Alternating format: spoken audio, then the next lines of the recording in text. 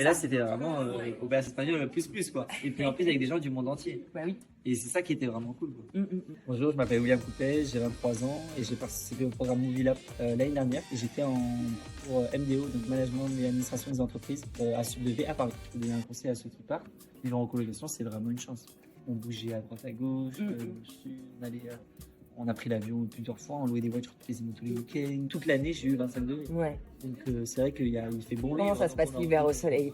Ouais, j'étais à Noël et j'ai amené toute ma famille. Il faisait 26 degrés à Noël. Quoi. Ok. Toi, t'as vraiment vécu l'expérience Erasmus pour le coup. J'ai vraiment Que vécu. tu aurais pu vivre si tu avais été, si tu avais fait des études à l'université et que tu es parti faire un semestre Exactement. d'études finalement. Mais là, tu l'as quand même eu malgré avoir fait des études en Exactement. apprentissage. Tu l'as eu alors, un peu plus tard, mais tu l'as eu quand même. Et c'est pour ça que j'ai vraiment vécu. Et c'est marrant parce que mon chef me dit souvent ça. T'as vraiment vécu, tu t'es vraiment imprégné de la ville.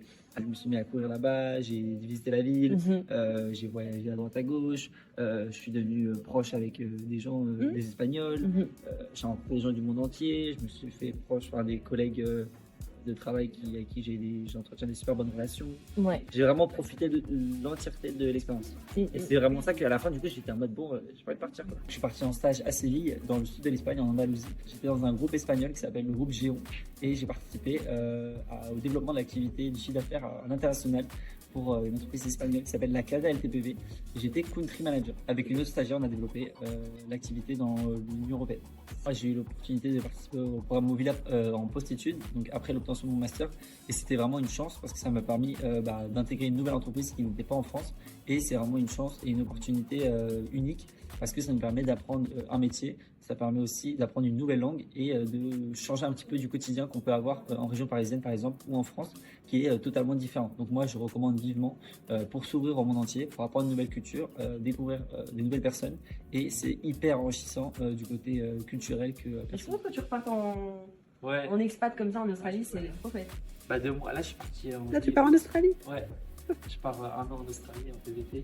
J'ai pris un visa de travail et cet été, j'ai travaillé 2 mois. Pendant 2 mois. Bien, bien. Donc, cette expérience-là, c'est ma expérience en Erasmus, évidemment. L'expérience à Majorque, encore une fois en Espagne, ça m'a encore plus donné envie de repartir. Ouais. En plus, c'est marrant parce que j'ai pris mon visa pour l'Australie 4 jours après la fin de mon stage. Je suis arrivé le 2 mai. savais que l'international c'était pas terminé Ouais. et que tu avais envie de réitérer l'expérience. Alors que je pense que j'aurais jamais passé le cap à Paris et me dire bon allez je pars en Australie comme ça. Là le fait d'avoir fait vraiment un step. Oui, parce que tu sais que tu peux t'en sortir à l'étranger, tu sais que tu as des compétences et que tu l'as fait auparavant, donc il n'y a pas très long. Carrément.